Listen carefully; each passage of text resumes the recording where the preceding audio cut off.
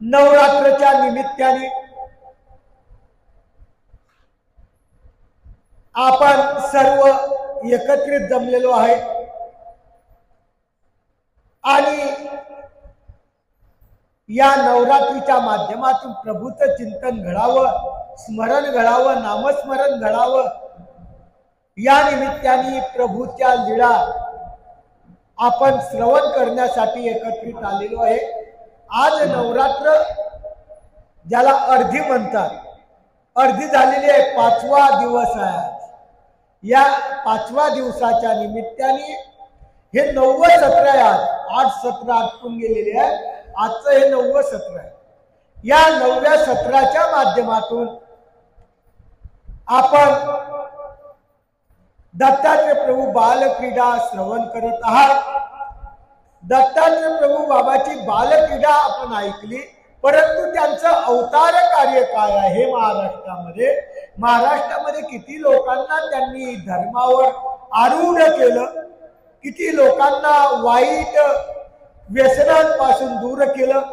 असा असलेला दत्तात्रय प्रभू बाबाचा अमोघ दर्शनी अवतार, त्या अवताराच्या लीळेचं आपण वर्णन करत असताना काल आपण शेवटच्या वेळेस, संध्याकाळच्या वेळेस परशुरामाचं वर्णन ऐकत होता।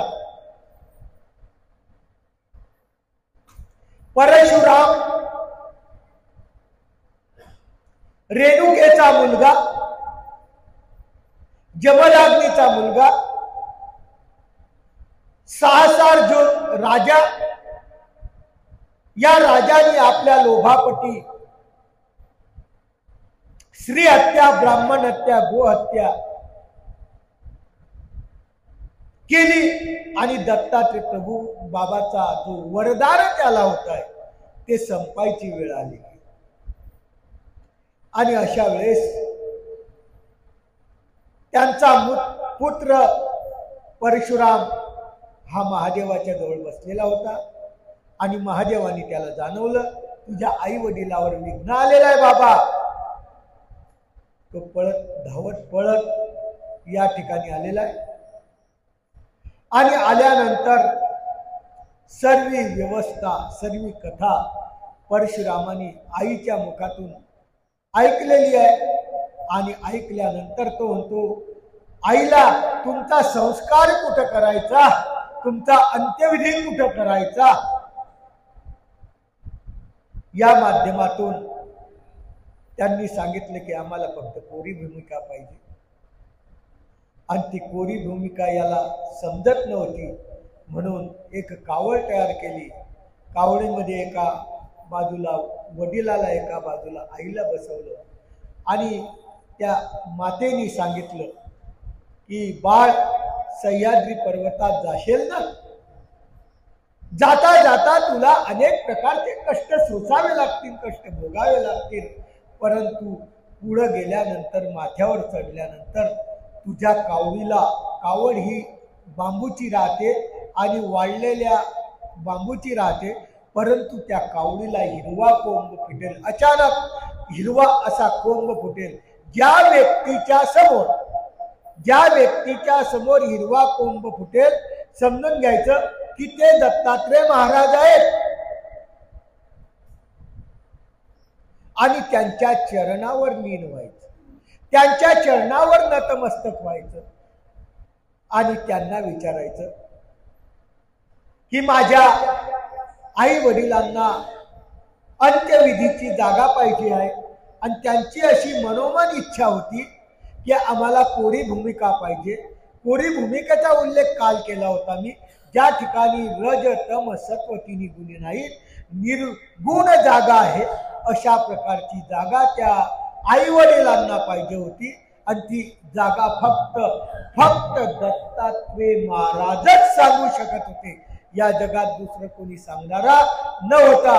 म्हणून त्या रेणुकेने, रेणुका ही एक साधारण स्त्री समजू नका, रेणुका ही एक साधारण जमदग्नीची पत्नी समजू नका। अहो 81 कोटी 1,15,10,000 देवता आहे, त्याच्यामध्ये 8 नंबरची देवता आहे विश्वदेवता। या विश्वदेवतेपासून जसा परमेश्वरापासून अवतार होतात त्याप्रमाणे विश्वदेवतेपासून एक ज्ञान विग्रह म्हणून झालेला अवतार म्हणजे ही रेणुका साधारण स्त्री नव्हती. एक ज्ञान विग्रहाचं हनन अरळक राजाला घडलेलं आहे. किती मोठं पाप केलेलं आहे, किती मोठं पातक केलेलं आहे, किती मोठं नरक होणार आहे या अरळक राजाला, की ज्यांनी रेणुका सारख्या ज्ञान विग्रहाचं हनन केलेलं आहे.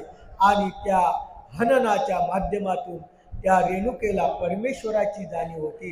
आणि तिने या परशुरामाला, परशुराम सुद्धा हा अज्ञान देवतेचा अवतार होता, त्याला जाणून दिलं की परमेश्वर या ठिकाणी तुला भेटतील.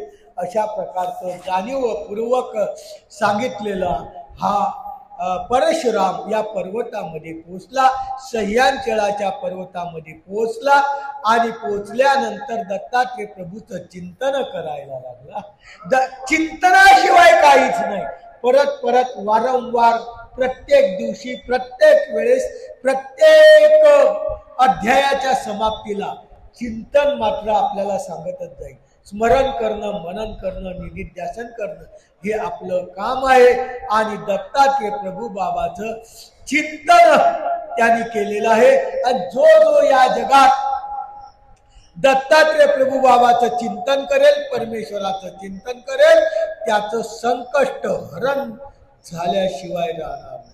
आपल्या जीवनात आलेले संकट, आपल्या जीवनात आलेले दुःख, आपल्या जीवनात आलेली आपत्ती जर आपल्याला दूर करायची असेल तर दत्तात्रय प्रभू बाबा सारख्या अवताराचं, परमेश्वर श्री चक्रधर रायाच्या अवतारासारख्याचं चिंतन आपल्या अंतःकरणात करण्याची गरज आहे.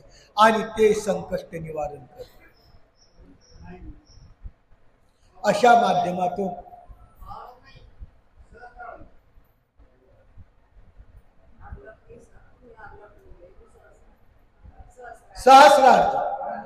सहस्रार्जुनाला त्या परशुरामाचा आज हे होणार आहे.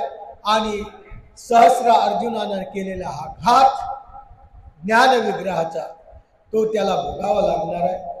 आणि अशा वेळेस दत्तात्रय प्रभू बाबाच्या पाया पडले. दत्तात्रय प्रभू बाबा म्हणतात, चला बाबा माझ्या, मी तुम्हाला कोरी भूमिका दाखवतो.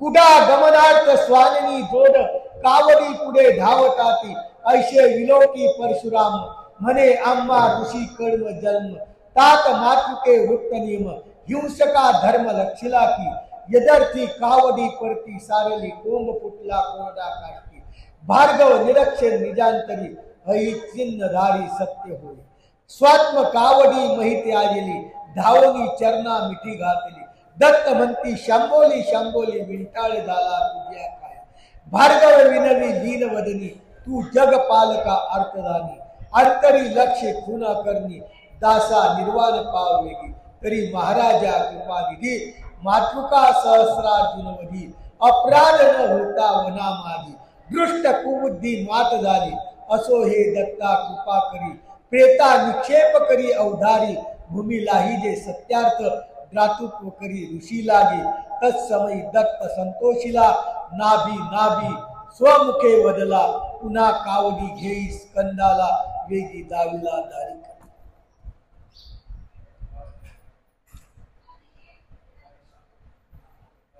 कावडीला कोंब फुटलेला आहे. अतिशय काष्टारी साधारण गोष्ट नाही. आपल्याला एखाद्या 2 किलोची पिशवी जर इथून बस स्टँडवर न्यायची असली दुईच्या, तर आपल्याला फटफटी लागते, गाडी लागते, पायी जाऊ शकत नाही. आता हा परशुराम एका याच्यात मातेला, एका याच्यात पितेला कावडमध्ये खांद्यावर घेतोय आणि सह्याद्री पर्वतात चाललेला आहे, खूप कष्टाने चाललेला आहे. आणि असा असलेला परशुराम आणि परशुरामाची आणि दत्तात्रय प्रभू बाबाची भेट झाली, चरणाला मिठी घातली. दत्त म्हणतात शंभोली शंभोली राजा, राजा शांत हो. हे परशुरामा, शांत हो, तू अत्यंत दग्धायमान झालेला आहे. आणि प्रभूची अमृतवाणी, वाणी कशी असावी? अमृतवाणी. ज्या अमृतवाणीतून दत्तात्रय प्रभू बाबांनी त्यांना शांत केलेला आहे. भार्गवी म्हणजे परशुराम, विनवी लीन वदनी. दत्तात्रय प्रभूच्या चरणावर काया प्रणिपात केली, साष्टांग नमस्कार केला आणि साष्टांग नमस्कार करून म्हणतो, तू जगपालका आर्तदानी, तू जगपालका आर्तदानी.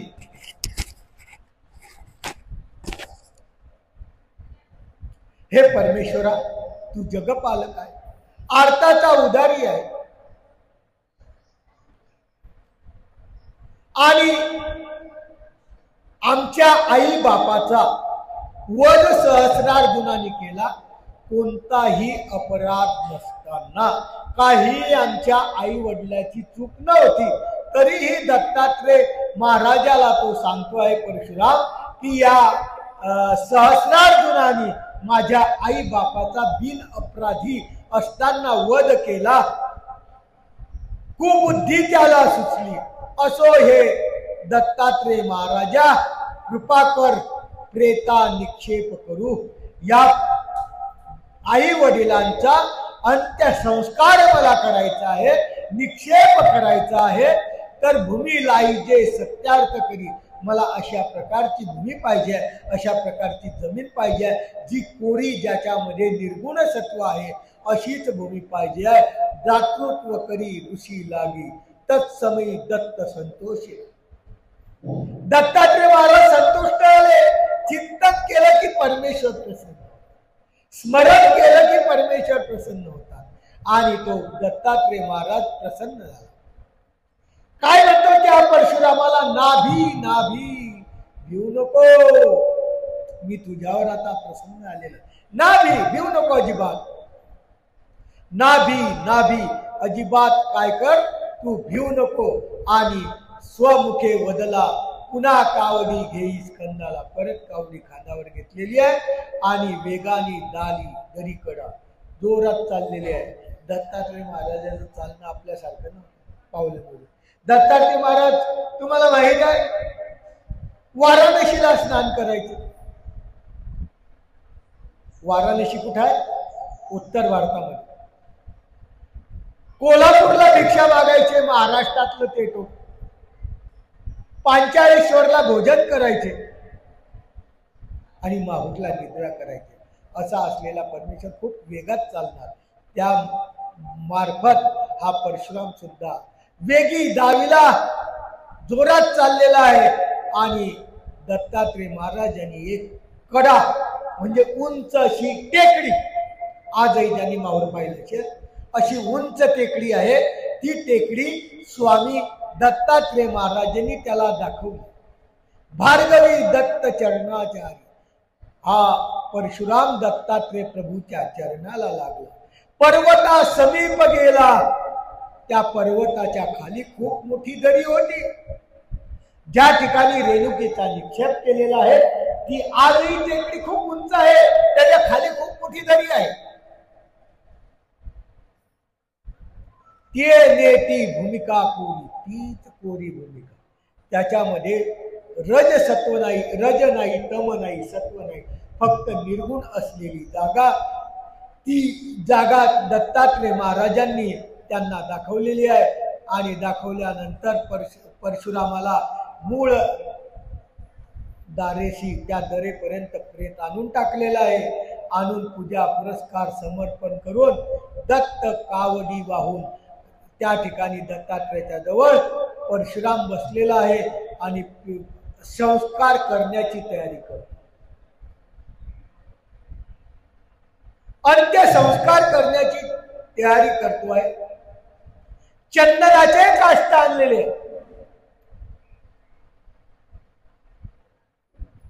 प्रज्वली अग्नी पडसाना, याच्यात लिहिलेलं जाळलं. अशा ठिकाणी त्याला अग्नी दिलेला. हा वन प्रज्वाले अतिविशाळ. हा सह्याद्री पर्वत खूप मोठा आहे. आणि या सह्याद्री पर्वतामध्ये रात्रंदिवस दत्तात्रय प्रभू बाबाचा 24 तास उवास राहतो म्हणून नामाच्या आधी दत्तात्रेय प्रभूच्या नामाच्या आधी सह्याद्री पर्वताचं नाव लागलेलं आहे. असा असलेला सह्याद्री पर्वताचा अभिमान दत्तात्रेय महाराजाला आहे. आणि त्या ठिकाणी लक्षी तात्काळ कृपानिधी परमेश्वर कृपा करताय, कृपा घन आहे असा असलेला परमेश्वर दत्त वदती परशुरामाने. दत्तात्रेय महाराज परशुरामाला बोलतात,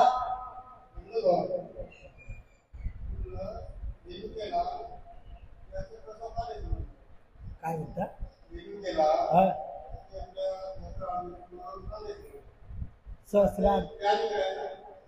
सहस्रार्जुन काय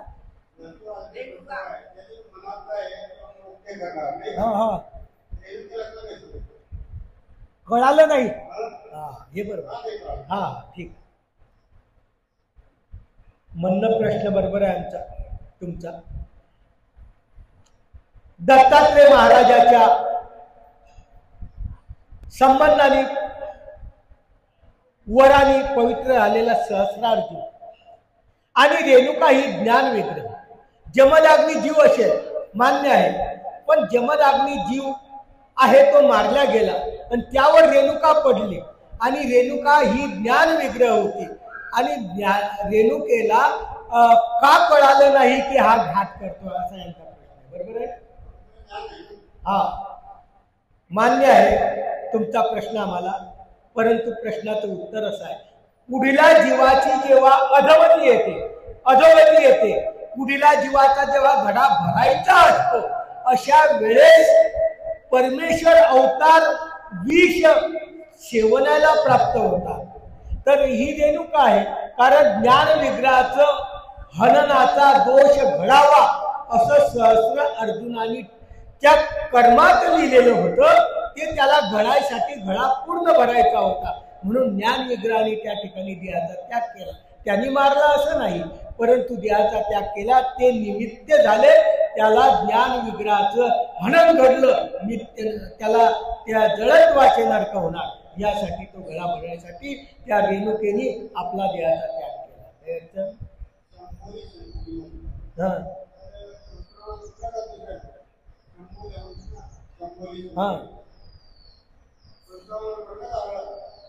शंभोली असं अरळकाला म्हटलेला, यालाही म्हटलेला आहे. शंभोली शब्दाचा अर्थ सर्वसाधारण या ग्रंथकाराने तिथं म्हटला तो तिन्ही तापाने दग्धायमान झालेला.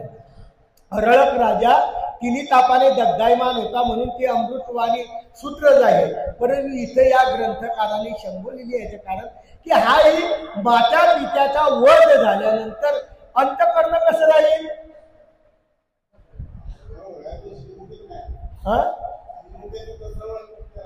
श्रीमुखेच नाही आहे, परंतु सर्वसाधारण रीत्याने त्यांनी शांत हो तू काही तुझ्या अंतःकरणातल्या व्यथा मी जाणून घेतो म्हणजे शंभोली म्हटलं असं नाही, शांत हो असं म्हटली. पण ग्रंथकारांनी शंभोली एक बोलतीपर भाषा सांगितली. बाकी जी अमृतवाणी आहे, जी अमृतवाणी शांत हो हे अरळक राजालाच म्हटलेली आहे. कारण का ते वाणी अमृत वर्षणी किंगा असं आमच्या स्वामींनी सुद्धा सांगितलेलं आहे. पण इथं जे शंभोली म्हटलं सर्वसाधारण अर्थकारांनी या ग्रंथकारांनी काही या ग्रंथामध्ये बरंच काही पुराणाचं मतलब यांनी घेतलेलं आहे. दत्तात्रेय प्रभू बाळकिडा म्हणतात, परंतु एक दुसरी बाळकिडा माझ्याकडे आहे. त्या बाळकिडेत आणि या बाळकिडेत जमीन अस्मानाचा फरक आहे. याच्यामध्ये काही थोडीशी माहिती आहे, थोडीशी माहिती पुराणाची यांना सांगावं, कारण जाणकारही पुढचे असे आहेत की इतकं चांगलं सांगूनही झोपा लागतात. आज ते भजे खाल्लेले आहेत, आज भज्याचा नाश्ता केलेला आहे. त्यामुळे आता एक 10 मिनिट जाऊ द्या, फक्त तू बोलत राह, आम्ही आमचं काम करत राहू, अशी कंडिशन. अधिकार आहे, पण अधिकार असून अप्रयत्न. काही गोष्टी कशा आहेत, अधिकारातही असतात. समोर ताट वाढून आलेला आहे, परंतु तो घास घेऊन आपल्या तोंडात घालणं इतका प्रयत्न तर करावा लागतो का नाही. अल्प प्रयत्नाने बहुत साह्य वर्तत. जेवढा प्रयत्न तेवढा साह्य वर्तत आणि खूप प्रयत्नाने अतिसाह्य वर्तत. असं आपले 3 साह्याचे प्रकार आहे. त्याच्यामध्ये यांच्याकडे ताट वाढून आलेला आहे, पण तोंडात घालायचं काम जर यांनी केलं तर त्याचा फायदा, नाही केलं तर काही शंका आली? हा? हा?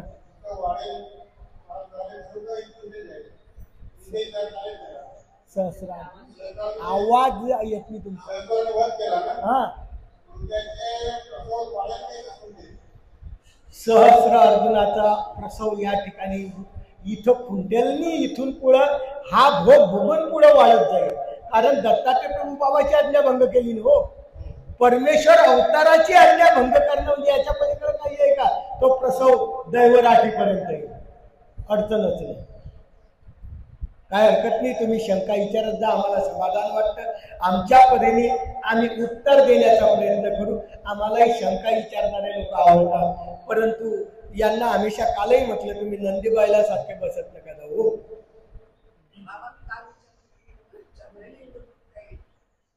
लिंक तुटत नाही माझी, लक्षात ठेवा. कितीही तुम्ही कोणत्याही वेळेस कोणताही प्रश्न विचारला तर पोथीची लिंक तुटणार नाही. बरोबर आहे? काही अडचण? करू सुरू? हा, विचारायला बरोबर. अशा माध्यमातून सहस्र अर्जुन, त्या सहस्र अर्जुनाला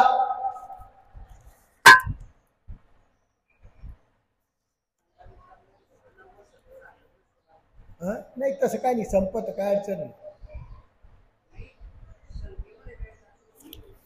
नाही काही नाही.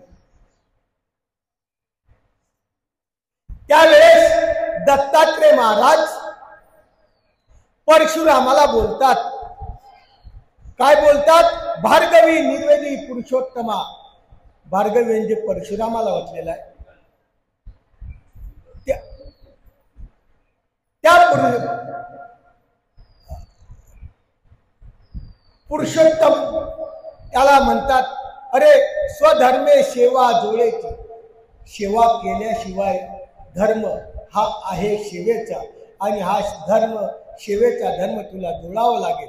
पुन्हा दत्त भार्गवी वदती. पुन्हा दत्तात्रय महाराज त्याला म्हणतात, अरे हे करायचं आहे, संस्कार करायचा आहे, पण याला उदक लागेल, याला तीर्थ लागेल, याला सर्व तीर्थ लागेल.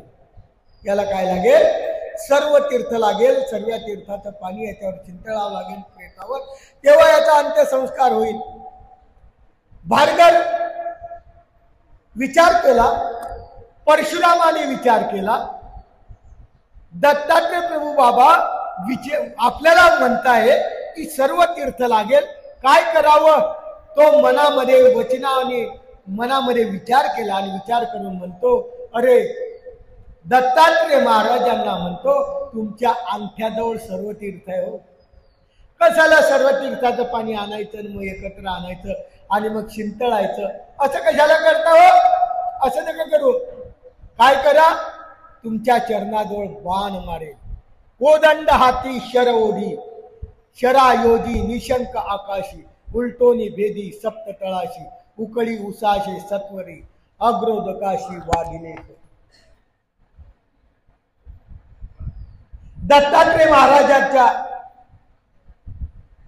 पायाजवळ, चरणाजवळ त्यांनी बाण मारला. बाण मारल्यानंतर तिथून धार निघाली. धार इतकी उंच निघाली आकाशापर्यंत, तिचं पाणी उडालं. आणि आजही माहूरला दत्तात्रय प्रभू बाबाच्या संबंधाने अंगठा त्याच्यामध्ये बुडवला, म्हणून त्याला सर्व तीर्थ म्हणतात. ज्या ठिकाणी काल आपण सहस्रार्जुनाची लीळा ऐकली, की सहस्रार्जुन ज्या दत्तात्रय महाराज ज्या खडकावर बसत होते, केस वाळवत होते आणि हा दूध दाखवत होता, त्या खडकाच्या खाली, त्या डोंगराच्या खाली थोडंसं तळ आहे. त्या तळ्यामध्ये सर्व तीर्थ दत्तात्रय प्रभूंनी चरण बुडवला आणि त्या ठिकाणी सर्व तीर्थ निर्माण केलं. कारण परमेश्वराच्या जवळ सर्वच तीर्थ आहे, कोणत्याच तीर्थाला जाण्याची गरज नाही. आणि अशा प्रकारची आज्ञा त्यांनी समर्पिली आणि त्यांनी ते पाणी काढलं. हा साक्षात निर्गुण अवतार, आन गीत मना अगोचर, नेनवी चोद कैसा विचार, मागा सत्वर विलोकित. अशा प्रकारचा हा अवतार त्या ठिकाणी आहे. त्या ठिकाणी ते सर्व तीर्थ निर्माण झालेलं आहे. मातृकाला आईला वस्त्रभूषण अंतसमयी जे करतात त्या माध्यमातून दिलेला आहे. आणि परशुराम त्याच्यात पाणी भरून आणलेलं आहे. झारी त्या तळ्यातून काय भरून आणली? झारी भरून आणलेली आहे. आणि झारी कारण सर्व तीर्थ या बाजूला आहे, सर्व तीर्थ या बाजूला आहे. आणि रेणुकाचं जे आहे ते दुसऱ्या टेकडीवर आहे. तिथून या परशुरामाने झारी भरली, प्रेतावर शिंचळली, प्रेतावर त्याच्या प्रकारचं शिंतळा मारला आणि होम अर्पण केला. आणि त्या ठिकाणी त्या जमदाग्नीचा आणि रेणुकेचा संस्कार केला. त्या मातापूरला संस्कार केला. आणि त्या ठिकाणी दत्तात्रय प्रभू बाबा सुद्धा स्वतः त्या अंत्यसंस्काराला होते. असं चरित्रात बोललं जातं की दत्तात्रय प्रभू बाबांनी त्याच्यावर काही मांस वगैरे केलं आणि भोगाला पावायला सांगितलं त्या रेणुकेला. तेव्हापासून मानवा पंथातले बरेच विद्वान माहूरला जात नाही. कारण दत्तात्रय प्रभूच्या संबंधाने जरी ते स्थान पवित्र असलं परंतु त्या देवतेला त्या ठिकाणी वरद दिलेला आहे. वरद दिल्यामुळं तिला भोगाते पावा म्हटलेलं आहे. ती भोगाते पावते म्हणून त्या ठिकाणी आपल्या लोकांनी जाऊ नये, त्यांना अडथळा आणू नये म्हणून तेव्हापासून लोक जात नाही. आणि तेव्हापासून ती रेणुका त्या माहूरला उदयाला आली. आणि उदयाला आली आजही अनेक लोक त्या ठिकाणी जातात. आणि त्या रेणुकेचं ज्या ठिकाणी समाधी आहे बांधलेली असेल, ज्या ठिकाणी अंत्यसंस्कार केला असेल त्या ठिकाणी दर्शन घेतात. अशा प्रकारचे परशुरामाने त्या माता पित्याची अंत्यसंस्कार केला. ऐशी स्तुती दत्त परशोनी, अशा प्रकारची स्तुती दत्तात्रय महाराजाची त्यांनी केली. आणि दत्तात्रय महाराज काय झाले?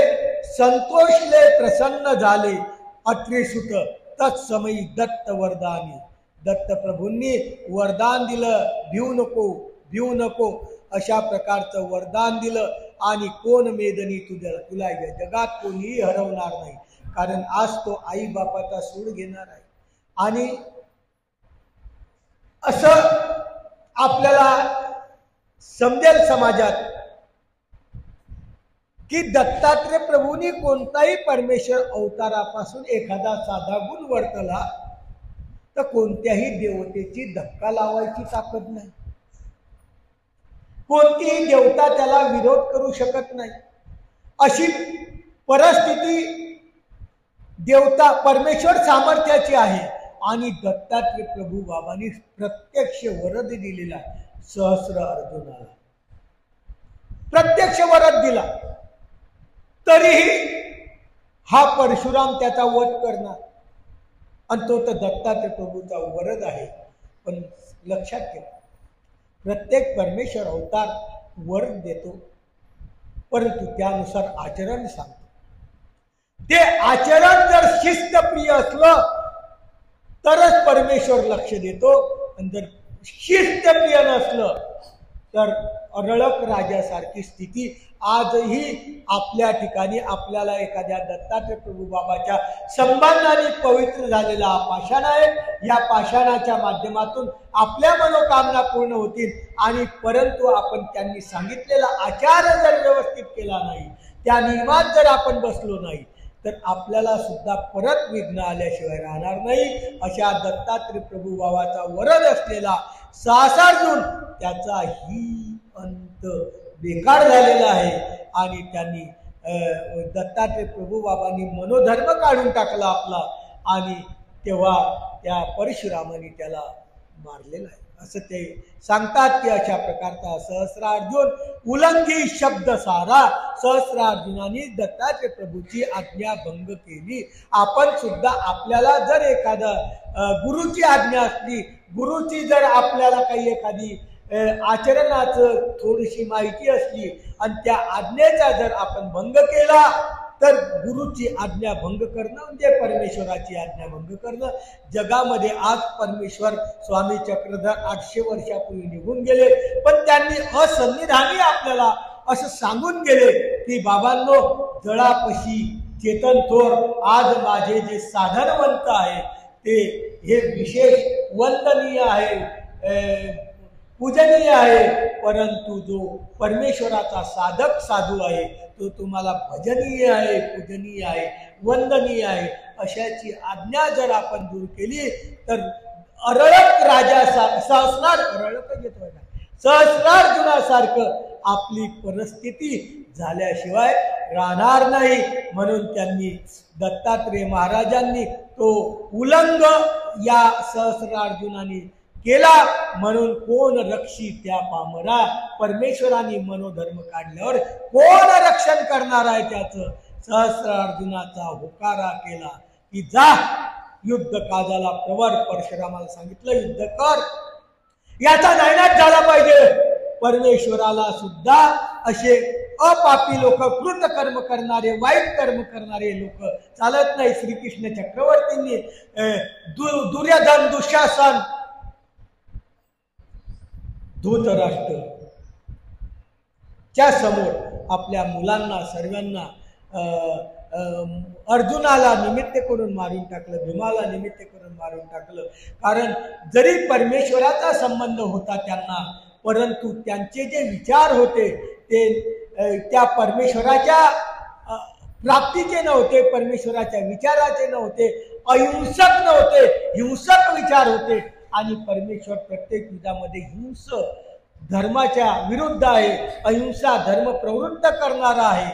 आणि अशा प्रकारचा अहिंसा धर्माला जो आचार करतो त्याचाच परमेश्वर अभिमान घेतो. आणि या ठिकाणी सहस्रार्जुनाने नव्हते ते कांड करून टाकले. म्हणून रणकंदन होईल, पुढच्या अध्यामध्ये रणकंदन होईल. दत्त प्रसन्न, दत्तात्रेय महाराज प्रसन्न आहे. कवी म्हणतात त्यावर म्हणजे परशुरामावर ग्रंथ रचनेची प्रत्यक्ष सादर. श्री गुरु गोविंद भांबेरकर मुकुंद किंकर निमित्तसे इति श्री महाग्रंथ सिद्ध्यामुळे अष्टी देवल्य संवादे दत्तात्रय जन्म बालक्रीडा स्तवन भांबिरे सौनिक विचरता 9वा अध्याय संपूर्ण. अशा माध्यमातून महान असलेली दत्तात्रय प्रभूची लीळा मुकुंद भांबेरकर यांनी प्रत्येक वेळेस गुरुला वंदन केलेलं आहे, श्री गुरुचं आठवण केलेली आहे. कारण त्या गुरुमुळे परमेश्वर दिसला, त्या गुरुमुळे आम्हाला परमेश्वराचं ज्ञान झालं. म्हणून प्रत्येक वेळेस गुरुला अंतःकरणात आठवणं अत्यंत गरजेचं आहे. ज्याच्यापासून ज्ञान झालं आपल्याला तो आपला गुरु आहे, ज्याने आपल्याला देव दाखवला तो आपला गुरु आहे. म्हणून त्या गोविंद भांबेरकरला परत परत तो मुकुंद मुनी नमन करतो की त्याला त्याच्या प्रसन्नतेने, परमेश्वराच्या कृपेने हे मला प्राप्त झालं असा असलेला देवल्य संवाद, देवल्याचा हा संवाद या दत्तात्रय जन्म बालक्रीडेमध्ये आपण ऐकताय. त्यापैकी हा 9वा अध्याय आज या ठिकाणी संपूर्ण झालेला आहे. आणि आपण आता 10वा अध्याय सुरुवात करणार आहे. 10वा अध्यायामध्ये परशुरामाचं असलेलं युद्धाचं वर्णन. कारण परशुराम हा मात्या पित्याचा सूड घेण्यासाठी जातो आहे आणि दत्तात्रय प्रभुबाबाचा सुद्धा त्याला आशीर्वाद आहे. कारण या सहस्रार्जुनाने परमेश्वराचं मन दुखवलेलं आहे, परमेश्वराचं अंतःकरण दुखवलेलं आहे. आणि परमेश्वर दुखवला म्हणजे या जगात काय दुखवलं नाही, सर्व गेला. गुरुला दुखवलं तर परमेश्वर दुखवतो, हे तर प्रत्यक्ष परमेश्वर दत्तात्रय महाराजाला दुखवलेलं आहे. आणि हे दुखवणं म्हणजे आपल्याला एका दिवशी नित्य नरकाकडे जाण्याची वाटचाल आहे. सहस्रार्जुनाला हे फक्त तात्पुरतं जेवण आहे. भोग तो पुढा उरला असे पुढे त्याला नक्कीच अधचालीची अयोग्यता लागून नरकाला, नित्य नरकाला गेल्याशिवाय पर्याय नाही. कारण दत्तात्रय महाराज. म्हणून 10वा अध्याय आपण आता सुरुवात करणार आहे. जो सिंह पर्वती सदानंद सह्याद्री पर्वतावर सदोदित आनंदमय असलेला परमेश्वर, चिरायू असलेला परमेश्वर, ज्या परमेश्वराला कधीच कोणत्याच काळी ज्याचा अवतार संपत नाही, ज्याच्या अवताराला कधीही खंड नाही, असा चिरायू चतुर्युगात प्रत्येक युगात असलेला परम आनंदाचा श्रेष्ठत्व असलेला परमेश्वर आत्मा भिरामे क्रीडे स्वच्छंद त्या पर्वतामध्ये स्वतःच्या इच्छेने, त्याला कोणाची बंदी नाही, कोणाला बंधन, कोणाचं बंधन नाही, अशा माध्यमातून लीळा करणारा परमेश्वर सर्व त्या पर्वतातले लोक नव्हे तर संपूर्ण भारत भूतलातले लोक, ज्यांना ज्यांना दत्तात्रय महाराज कळाला, असे साधनवंत असो, वाचनिक असो, भिक्षुक असो, सर्व त्याचं आजही चिंतन करतात. दत्तात्रय प्रभू बाबाचं आमच्या स्वामींनी त्रिकाळ चिंतन करायला सांगितलेलं आहे. पाची नामे त्रिकाळ, 3 वेळा त्यांचं चिंतन करायला दिवसातून सांगितलेलं आहे. आपल्याला एकदाही होऊ शकत नाही असे मुनिवृंद चिंतताती त्या परमेश्वराला. त्या मागच्या कथेच्या अनुषंगाने पुढचा अध्याय मी आता सुरुवात करणार आहे. म्हणे सैन्य जमले अति अद्भुत. आता त्या परशुरामानी सैन्य जमवले.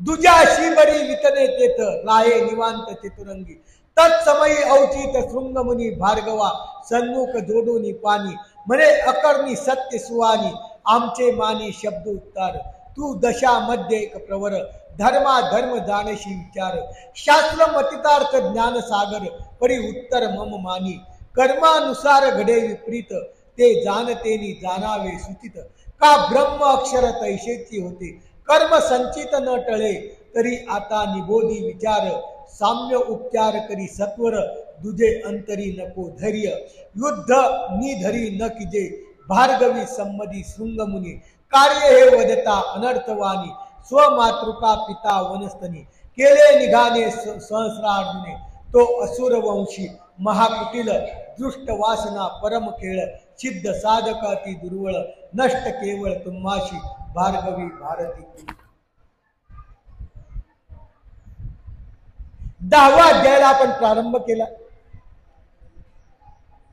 आणि 10व्या अध्यायामध्ये परशुरामाचं सहस्र अर्जुनावर चढाई होणार. परंतु या अध्यायामध्ये आणखी एक सुंदर असं या ग्रंथकाराने प्रतिपादन केलेलं आहे. यांनी सर्व सैन्य जमवलं, सर्व सैन्याला एकत्रित केलं. आता युद्धाला जिंकणार सर्व शिबिर एकत्र केलेला आणि त्या समयी त्या वेळेस शृंगमुनी नावाचा एक ऋषी त्या ठिकाणी आलेला आणि या भार्गवीचे परशुरामाला त्या जवळ आला. परशुरामाने त्याला नमस्कार केला, हात जोडले आणि तो शृंगमुनी म्हणतो, अरे मी असं ऐकलं, अकर्णी माझ्या कानाने ऐकलं, ही सत्य आहे का, खरं आहे काय? काय ऐकलं? आमचे मानी शब्दोच्चार आमचं ऐकतो की तू सहस्र अर्जुनाचा वर हत्या करायला चाललाय, युद्ध करायला चाललाय असं आम्ही ऐकलं. अरे तू दशा मध्ये एक प्रवर, तू चांगला सुशिक्षित आहे, व्यवस्थित आहे, धर्माधर जाणीचे विचार. परशुरामा तुला धर्म करतो अधर्म करतो, तुझे विचार चांगले आहे, तुला शास्त्र मतितार्थ ज्ञान आहे, परी उत्तम मम मानी, सर्व तुला कळतं, पण माझी एक विचार आहे. शृंगमुनी म्हणतो की तू विचार कर, माझ्या मी सांगतो त्या शब्दाकडे थोडं लक्ष दे. तुझ्या आई वडिलाला मारलं, ठीक आहे, कर्मानुसार घडे विपरीत, त्याचं कर्मच तसं वाईट असेल, केलं विपरीत त्याने, ते जाणत्या जाणावे सुचित, तू जाणताय, तू विचार कर, कर्म संचित न टळे, कर्म जर जोडलेलं असलं वाईट तर ते वाईट कर्म आपल्याला त्या ठिकाणी बरोबर आणून ठेवतं आणि त्या ठिकाणी आपल्याला ते भोगावं लागतं. ते गेले, त्याचं कर्म तसं आहे, त्याला तसा भोग झाला, परंतु आता निबोधी विचार, तू जे युद्धाचा विचार करतोय ना, हा विचार सोडून दे, सामोपचार, तू त्याच्याकडे जाय. परशुरामाला काय म्हणतात, सहस्रार्जुनाकडे जाय, दुजे अंतरी नको धैर्य, युद्ध न धरी न किजे. युद्ध न करी, युद्ध करू नको, फालतूची त्याच्यामध्ये हिंसा होईल. भार्गवी संबोधी शृंगमुनी. भार्गवी त्या शृंगमुनीला सांगतो, काय वदता तुम्ही अनर्थवाणी, काय सांगताय तुम्ही? ओ माझ्या माता पित्याला मारलं त्यांनी मनामध्ये, माझ्या माता पित्याची हत्या केली त्या सहस्रार्जुनाने. असुरवंशी महाकुटिळ, असुर आहे तो, असुर वंशात जन्माला येतो, दृष्ट वासना त्याची आहे. आणि अशा प्रकारचं तुम्ही त्याला म्हणतात की त्याला जीवदान द्या, सोडून द्या. हे एक सामोपचार आहे. जसं तुम्हाला माहित आहे, महाभारत आपण प्रत्येकाने पाहिले.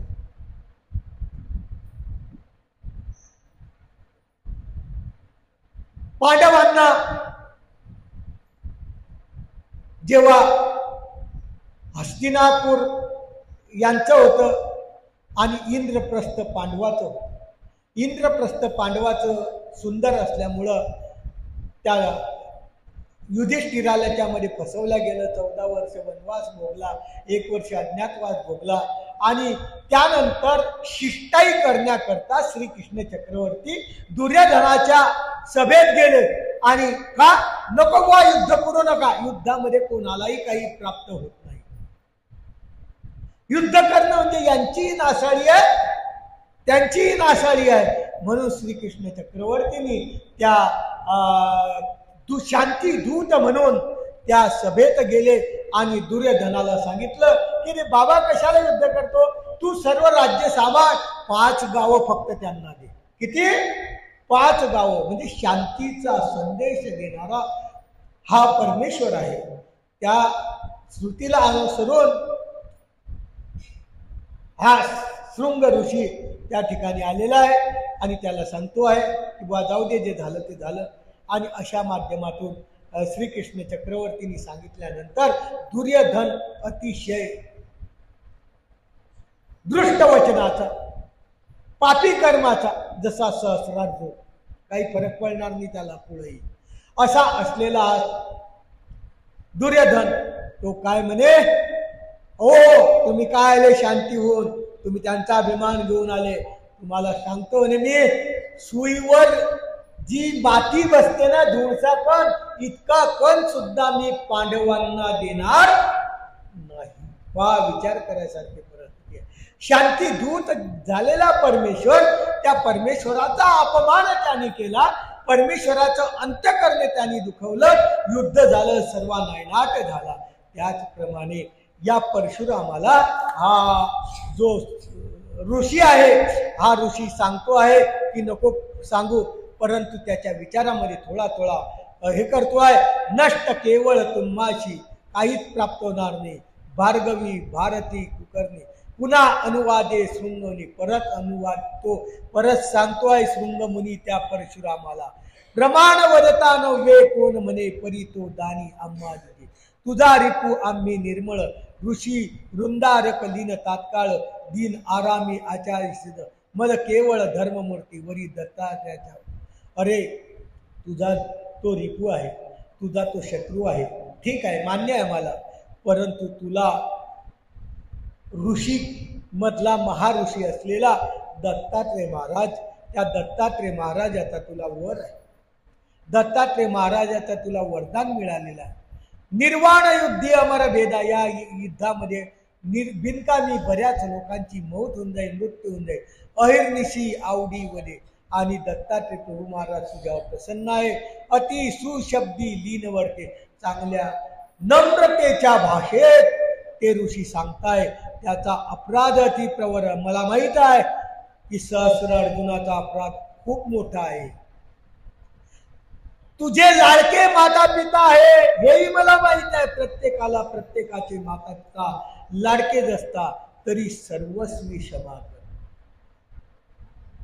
हे परशुरामा, त्या सहस्र अर्जुनाला क्षमा कर, सोड पामर मर्याज्ञा, सोडून दे, काही वाईट विचार करू नको. ऐसा संबोधिला, अशा प्रकारचं संबोधन, अशा प्रकारचे चांगले विचार त्या परशुरामाला त्यांनी दिले. खूप शांत झाला. परशुरामाचा कोप या ठिकाणी शांत झालेला आहे. परशुराम या ठिकाणी शांत झालेला आहे. मना तयाशी लीनाना, ते म्हणतात काय हरकत नाही, माझं सर्व तुमच्या विचाराला आम्ही सहमत आहे, परंतु त्या सहसा अर्जुनाने मला माफी मागावी, त्याचं चुकलेलं आहे, त्यांनी माझ्याजवळ यावं, माफी मागावी. आमच्या देवाचंही तत्व हेच आहे की एखाद्याच्या अंतकर्ण दुखवलं तर अंतकर्ण दुखवल्यानंतर ज्याचं अंतकर्ण दुखल्या गेलेलं आहे त्याच्याजवळ ज्यांनी दुखवलं त्यांनी आडवं पडावं, तेव्हा ते दुःख दूर होतं आणि मग एकमेकाच्या मनातलं जात असतं. तशा प्रकारचं तुम्ही त्याला आणा माझ्याजवळ, मी सोडून देतो, युद्ध करत नाही. सोडिले जनाप्रती मुनी तोषला भार्गव. परशुराम संतुष्ट झाला, सत्वाशील झाला आणि ते म्हणतात काय हरकत नाही. आता त्या नृपाला, नृप म्हणजे सहस्रार्जुन, या सहस्रार्जुनाला आपण काय करू, जाऊ आणि या परशुरामासमोर उभं करू, माफी मागायला लावू आणि हा युद्धाचा जो विचार आहे, या युद्धाच्या विचाराच्या माध्यमातून, ज्या युद्धाच्या विचाराच्या माध्यमातून कोणाला काही भेटणार नाही असा अशांतीचा धडा आपण शांतीमध्ये वर्तन करू आणि दोघांचे मन एकमेकाला एकत्र करू, अशा प्रकारचा त्या ऋषी विचार करतो आहे. आणि युद्ध निर्वाण पतन, युद्ध त्या ठिकाणी बंद करू. सांगू व्यर्थ जमराग्न रेणुकेचा घात घडला. ते तपस्वी होते, त्यांच्या उदरी असलेला परशुराम प्रतापाचा आहे. त्याला क्रोध आला तर सर्व काही उलट करून टाकेल, अशा प्रकारची स्तुती करायला लावू, असं ऋषीचं वचन. परिशोनी सहस्र अर्जुनाला संबोधन करू, जाऊ, विचारू, त्याला सांगू. गेले, शांती दूत गेले.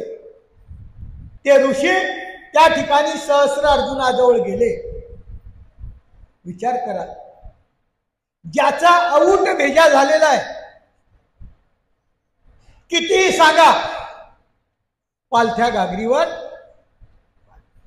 असे वाईट विचाराचे लोक कलियुगात जास्त आहे. त्या युगात तर असतीलच, आताही जास्त आहे. सर्व कळतं हो, पण अहंकार उमजू देत नाही. पोथी कशी ऐकावी, आपला कमीपणा होईल. हा पोरगा तर आताच आहे, आपण याच्या पोथीला कसं बसावं, असे काहीचे विचार आहे. आम्ही तर मोठे आमदार आहे, खासदार आहे, आमच्याजवळ तर मोठमोठे हे आहे. राजकारणात आम्ही, राजकारणी लोक आमच्याजवळ मागं फिरतात आणि अशी आम्ही पोथी ऐकावी. अशा सहस्र अर्जुनाच्या विचाराचे लोक कलियुगात आहेत. आणि या कलियुगात असे लोक विचाराचे असल्यामुळं कलियुगाची अधोगती होती. कलियुगाची अधोगती होती. तो सहस्रार्जुन, तो ऋषी त्यांच्याकडे गेला. ऋषीचं वचन त्याने ऐकलं, हे विचार ऐकले. सहस्रार्जुन शांत व्हायला पाहिजे होता. 101% चुकी सहस्रार्जुनाची होती. पण सहस्रार्जुन काय करतोय, त्या ऋषीला सांगतो आहे, अरे म्हणे शुल्लक कोण, तू कोणाला मला सांगणारा, युद्ध रंगीना, मी युद्ध केल्याशिवाय राहणार नाही. देव दानव किमर्थ बापुडे, माझ्याजवळ देव देवता काही लागत नाही हो बापुडे, असे जाय, मी काहीच समजत नाही. असे लोक आलेही आहे, पुढच्याला काहीच समजत नाही. पण देवाला माहित आहे ना, देव तुम्हाला समजतो नाही, तुम्ही कोणत्या चालीचे आहे, कोणत्या विचाराचे आहे, कोणत्या आचाराचे आहे, हा परमेश्वर समजत असतो. तुम्हाला समजण्याची गरज नाही. आणि तो देव दानव किमर्थ बापुडे, देवन दाम असोते माझ्या पुढं, करू द्या युद्ध, मी मागं हटणार, मागं नाही हटणार. समरा भिडता प्रत्यक्ष वेळी युद्धामध्ये मी प्रत्यक्ष त्या परशुरामाला भिडणार. परशुराम शांत झालेला आहे. ज्याचे आई वडील वारचा वध केला तरीही त्या ऋषींनी त्यांना शांत केलं. असे शांत विचाराचे लोक या जगात खूप कमी आहेत. आणि सहस्र अर्जुनासारखे विपरीत डोक्याचे विचाराचे लोक जास्त आहेत. आणि अशा माध्यमातून हे लोक तो म्हणतो किमर्थ बापुडी काय असोच आहे, मी युद्ध करेल दोरणी वार्ता वदती आवडी, युद्ध रोकडी दीनपाल, मी युद्ध करणार म्हणजे करणार, मी काही कोणत्याही गोष्टीला मानणार नाही. तापशी वदे हा विष्णू अवतार, प्रवर्य सामर्थी रणि चतुर, त्या लीन झाल्या यश थोर. हा विष्णूचा अवतार आहे परमेश्वर. हा परशुराम विष्णूचा घेतलेला एक अज्ञान निग्रह आहे. त्याला मी दूर करेल, त्याला हरवेल, त्याला लीन करेल, तेव्हाच मला समाधान वाटेल. व्यर्थ विचार तुम्ही इथं मांडले माझ्यासमोर, या विचाराच्या मी सहमत नाही. तापशी वदे विष्णू अवतार, किमर्थ वदता शब्द लहान, भार्गवी म्हणे पामर दिन, विक्रम पूर्णतया कैसा, की खगेंद्रा दृष्टी किमर्थ व्याळ, की भूतेशा पुढा भूत गोगळ. ते म्हणतात अरे हा भार्गव म्हणजे परशुराम माझ्या पुढे काय हो, पामर आहे. एका याच्यात तर मी त्याला हरून टाकेल. की खगेंद्रा दृष्टी किमर्थ, एखादा खगेंद्र आहे, पक्षी आहे, त्या पक्षाची दृष्टी काय पुरणार आहे. की भूतेशा पुढा भूत गोंधळ, तो कसा आहे, भूतासारखा आहे, गोंधळ करणारा आहे. त्याला मी एका याच्यात उडून देईन आणि मी माझं वर्चस्व गाजवेल. की शीय प्रतापी जांभूळ मेळ, दीन केवळ रंग कापरी, मज सहस्रार्जुन भिडे निर्वाण. हा माझा सहस्रार्जुन नाव आहे माझं. मी प्रत्येकाला भिडेल, युद्ध करेल, मी कोणालाही घाबरणार नाही. ऐशे रुपून दे त्रिभुवनी, अरे या त्रिभुवनात स्वर्ग मृत्यू पाताळ या तिन्ही भवनात शरीर मला थरथर कापतात. दंडी नरणी क्षण मात्र, त्या भार्गवीला एका क्षणात मी दंड करून मोकळा करेल. तव ऋषी संबोधी पूर्वाख्या, ऋषी हा त्या सहस्रार्जुनाला परत परत चांगल्या विचारामध्ये घालतो आहे, चांगल्या विचारामध्ये टाकतो आहे. त्याच्या अंतकरणावर चांगले विचार संक्रमण करायचा प्रयत्न करतो आहे. जाऊ द्या बुवा, तू त्या अनिष्टापासून वाचतील, पुढं घडलेलं अनिष्ट तरी तुला घडणार नाही. यासाठी या ऋषीचा ही असलेली तपश्चर्या आहे की तो करतो की तू असं करू नको. म्हणून तो ऋषी संबोधी व्याख्यान सांगतात. ओ शेष शयनी नारायण, रमे वामे बिंदू श्वेत, गोष्ट होनी शंक झाला, लक्ष्मी जाये म्हणून सुनी, सुरोचे लेगे जीवनी, नष्ट मातला प्रवर खानी, ब्रह्मसदनी पातला विधाता ध्यानस्थ, आसुर गर्जला थोर, विरंती विवेक शून्य, वेद प्रवर गुप्त नेले, म्हणून होम होऊन झाले, आवेशे सिंधू तोची कुर्म झाला. अशा प्रकारचे 12 देवतेच्या अवताराचा, मत्स्य अवताराचा, कुर्म अवताराचा, कच्छ मत्स्य जे अवतार झालेले आहेत, प्रत्येक अवताराचं त्यांनी विवेचन सांगायला सुरुवात केलेली आहे या सहस्रार्जुनाला. अरे बाबा, तू जे करतोय हे वाईट विचार, या विचारामध्ये काही अर्थ नाही. अनेक अशा प्रकारचे असुर निर्माण झाले आणि त्यासाठी अनेक अवतार झाले देवतेचे, आणि प्रत्येक अवताराने अशा असुराला नष्ट करून टाकलेला आहे. आणि तू काय विचार करतो म्हणून एका असुराची कथा सांगतात.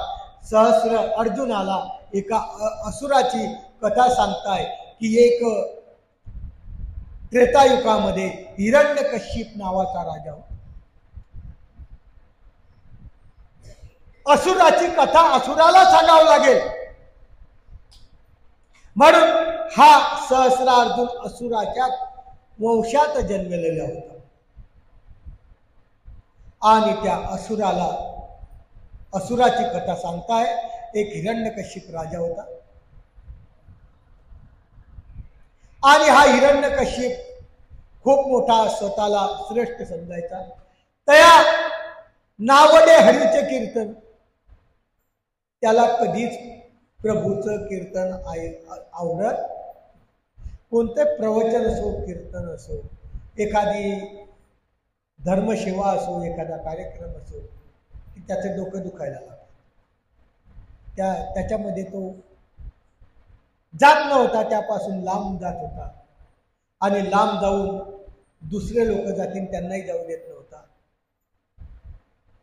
त्यामुळे त्याचं राज्य सर्व मलिनत्वाला आलं. ऋषींचा छळ करायचा, कोणत्याही प्रकारचा परोपकार त्याच्या ठिकाणी नव्हता. या बिचाऱ्याच्या वंशामध्ये एक पुत्र आला होता, मुलगा आला होता. हा असुर जातीचा आहे, याच्या उदरामध्ये आलेला एक संतान आहे, तो चांगल्या जातीचा आहे. कोणता कुठे जन्माला येईल सांगता येत नाही. पुत्र संतान लादला जो, त्याला एक पुत्र संतान झालेला होता हिरण्यकशिपाला. हिरण्यकशिपाला जो पुत्र होता त्या पुत्राचं नाव काय होतं? प्रल्हाद. प्रल्हाद नाव होतं. कशा करता सांगता ही कथा? ही कथा या ग्रंथामध्ये घालायचं कारण की सहस्र अर्जुन या युद्धातून मुक्त व्हावा, इथं तरी त्याची प्रतिकारणता थांबावी, इथं तरी तो त्या अधर्मापासून दूर जावा, त्याच्या अंतकरणात धर्म यावा. कारण धर्म हे अंतकरणामध्ये महत्वाची चीज आहे. धर्म यद धारायचे, तर प्रत्येक माणसाला धर्माची गरज आहे. आणि हा धर्म ज्याच्या अंतकरणात आहे तो माणूस सदाचारी आहे, तो माणूस विवेकशील आहे. जर तुमच्याकडे धर्म नाही, दान नाही, तुमच्याकडे काहीच नाही, तर तुमचं जीवन शून्य आहे. सुभाषितकारांनी सांगितलेलं आहे, संस्कृतमध्ये एक सुभाषित आहे, साहित्य संगीत कला विहीन साक्षात पशु कृच्य विषाण होऊन ते मृत्यू लोके भूमिभार भूता मनुष्य रूपेन मृगाश्चरण. सुभाषित असं आहे हे एक संस्कृत साहित्यात झालेला नीती शतकातला कवी, त्यांनी हे सुभाषित तयार केलेलं आहे. तो काय सांगतो? साहित्य जीवनामध्ये तुमच्याकडे धर्माचं साहित्य नाही, तुमच्याकडे जीवनामध्ये चांगल्या गोष्टीचं साहित्य नाही, जीवनामध्ये एखादी कार्य तुमच्याकडे नाही, संगीताचं ज्ञान नाही, साहित्य नाही, एखादं प्रभूचं स्तवन करण्यासाठी, प्रभूचं गुण कीर्तन करण्यासाठी, प्रभूचं नामस्मरण करण्यासाठी एखादं संगीत नाही. साहित्य संगीत कला, आपल्या कलेच्या माध्यमातून परमेश्वराची सेवा करावी आणि त्या कलेच्या माध्यमातून परमेश्वराला प्रसन्न करावं, एवढी अक्कल आपल्याकडे नाही. साहित्य नाही, संगीत नाही, कला नाही, असे लोक काय माहित आहे? साहित्य संगीत कला विहीन साक्षात पशु पृच्छ विषाणहीन. साक्षात पशु आहे वा, साक्षात 4 पायाचा पशु आहे. 2 पायाच्या पशु असून 4 पायाच्या पशुपेक्षा नालायक. हा 2 पायाचा पशु इतका खराब आहे, याला फक्त काय नाही, पृच्छ विषाणहीन, याला फक्त शेपूट आणि शिंग लावलेले नाही, नाही तर हा पशु जाईल. ज्याच्याकडे साहित्य नाही, संगीत नाही, कला नाही, असा असलेला माणूस फक्त या माणसामध्ये आलेला आहे. पण योगायोगाने त्याला त्या कर्माच्या माध्यमातून शेपूट नाही मिळाली, शिंग नाही मिळाले. साक्षात पशु कृच्छ विषाणहीन, साक्षात पशु कृच्छ विषाणहीन मनुष्य रूपेण मृगाश्चरन्ति. ते मृत्यू लोक ते भूमिभार भूत, ते या मृत्यू लोकांमध्ये भूमीला ओझाय होते. या सहस्र अर्जुनासारख्या विचाराचे लोक या भूमीला ओझाय, काही कामाचे नाही, हे भूमीला ओझाय. आणि मनुष्य रूपेन मानवाच्या जन्मात गेले. हात आले, पाय आले, डोकं आलं, तोंड आलं, बुद्धी आली, सर्व काही आलं, परंतु मनुष्य रूपेन मृगाश्चरन्ति. फक्त एवढा फरक आहे की मृग वगैरे गवत खाता, हे गवत खात नाही. परंतु अशा व्यक्तीचे जे लोक आहेत ते गवत नाही खात असले तरी आसुरी असा आहार मात्र आजही घेतात. आणि असे आसुरी आहार घेणारे अशा माध्यमातून सहस्र अर्जुनासारखे लोक आहेत. त्यांना कितीही सांगितलं तरी काही फरक पडत नाही. म्हणून त्यांनी आपल्याला या हिरण्यकशिपाची एक गोष्ट सुंदर सांगितलेली आहे. जे असुर प्रकृतीचे लोक आहेत त्यांनी तो विचार करावा की त्यांच्या वंशामध्ये प्रल्हाद नावाचा मुलगा त्यांना झाला. आणि तो मुलगा अशा प्रकारचा होता की ज्याचं फक्त चिंतन त्या तिघांतून विष्णूवर होतं. तो त्या इष्टाची विष्णूची भक्ती करत होता, श्रद्धा त्याच्यावर होत होता, पाणी त्याला अर्पण करत होता. आणि हा हिरण्यकश्यप नावाचा व्यक्ती इतका दुर्व्यसनी की त्याला म्हणायचा तू माझ्या नावाचा. लोक राज्यातल्या लोकांना म्हणायचा कोणाची भक्ती करू नका, कोणाची भक्ती करा, माझी भक्ती करा, माझी भक्ती करा. जीवाची भक्ती कुठं आहे? जीवामध्ये भक्ती करायसारखं काय काय जीवाजवळ? काहीच जीवाजवळ काहीच नाही. पण भक्ती करणाराने हा विचार करायला पाहिजे. आणि हा प्रल्हादाने मात्र असुराच्या त्या कर्मात जाऊन हा विचार केला की या माणसाची आपल्याला भक्ती करायची नाही, या माणसाची आपल्याला कोणताही गुणगान करायचं नाही. गुणगान भक्ती करू तर फक्त त्या विष्णूची करू. म्हणून त्या विष्णूची करायला लागलेला आहे. प्रल्हाद हरिचिंतन, त्या विष्णूचं चिंतन 24 तास करायला लागले. उठता बसता उल्हासाने त्या विष्णूचं चिंतन करतो आहे, असं चिंतन करतो आहे. आणि हिरण्यकशिपाला सर्व दुनिया भीतीस्तव त्या हिरण्यकशिपाची भक्ती करतात, मात्र स्वतःचा मुलगा करत नाही हे त्याला खटकत आहे. आणि हा त्यांच्या स्मरणाला, त्याच्या नावाला जागृत होत नाही आहे. म्हणून काय करावं, काय करावं? याला मारून टाकावं, याला मारून टाकावं. पहा, माणूस जेव्हा अधचालीला जातो, माणूस जेव्हा वाईट कर्माला जातो, माणसाची जेव्हा पावलं उलटे पडतात, तेव्हा माणूस असा वाईट आहे की स्वतःच्या मुलाला सुद्धा मारायला कमी करत नाही. म्हणजे हा काय आहे? मनुष्य रूपेण मृगाचरण. काय आहे याची? फक्त माणसाच्या जन्मामध्ये येऊन पशुसारखं, हिंस्र पशुसारखं वर्तन करणार हा असलेला हिरण्यकशिप म्हणतो याला विष पाजा, विष पाजाने याला मारून टाक.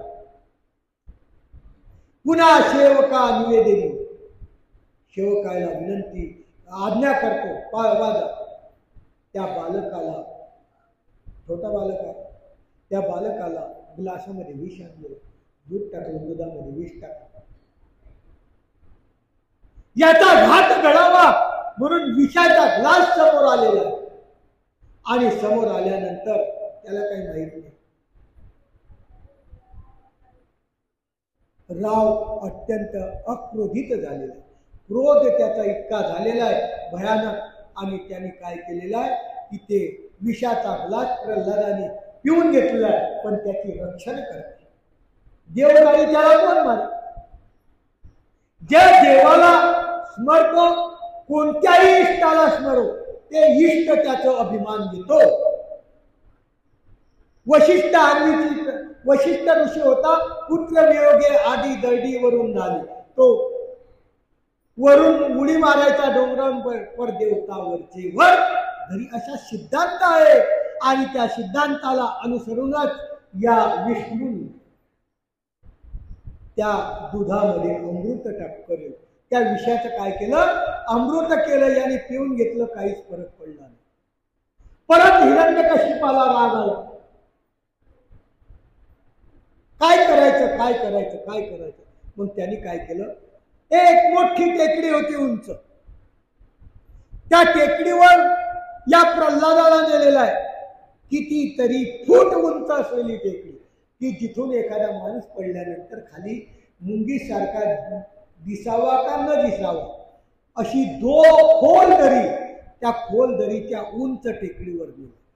या प्रल्हादाला उंच टेकडीवर नेलेला आहे.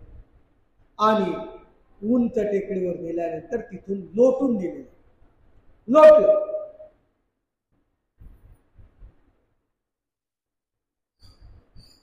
तो जसं काय फूल येतो ना, फूल जसं खाली टाकलं तर किती दर खाली पडतो, त्याप्रमाणे हा प्रल्हाद खाली आला. त्याला काही फरक पडला. काय करावं? हिरण्यकशिप जर्जर झालेला. जेव्हा अंतःकरणातली इच्छा पूर्ण होत नाही, जेव्हा अंतःकरणात आपल्या अनेक प्रकारचे वाईट विचार असतात आणि ते वाईट विचार सिद्धीला नाही गेले की माणूस जास्त भावतो. एखादा व्यसनी माणूस आहे, त्याला दारू एखाद्या दिवशी नाही भेटली की तो बेचैन होतो, दुसऱ्या दिवशी नाही भेटली की अति बेचैन होतो. त्याचे वाईट विचारांमध्येच त्याला कळत नाही. तशा प्रकारचा हा हिरण्यकश्यप वाईट विचारामध्ये अति बेभान झाला. त्याचे विचार, खराब विचार जास्त अंतःकरणात प्रज्वलित झाले आणि तो विचार करायला लागला की याला इतकं मारायचा प्रयत्न केला आपण, तरीही याच्यावर काही फरक पडत नाही. घरी आले.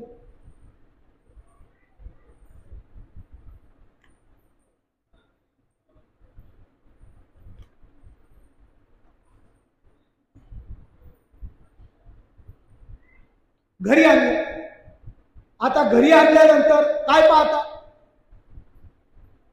त्याला सभेमध्ये बोलवले. आता त्या हिरण्यकश्यपाने विचारच केला की याला भर सभेमध्ये बोलवू आणि भर सभेमध्ये विचारू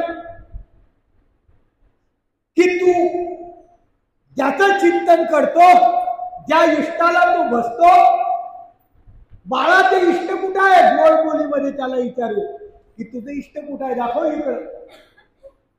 सर्वाला माहिती आहे कथा, परंतु ही कथा सांगण्याचा उद्देश असा आहे की ज्या उद्देशातून जे अविचारी लोक आहेत, या अविचारी लोकांच्या अंतःकरणात विचार यावा, धर्माबद्दल जागरूकता यावी, म्हणून ही कथा या कवीने या ठिकाणी सांगितली.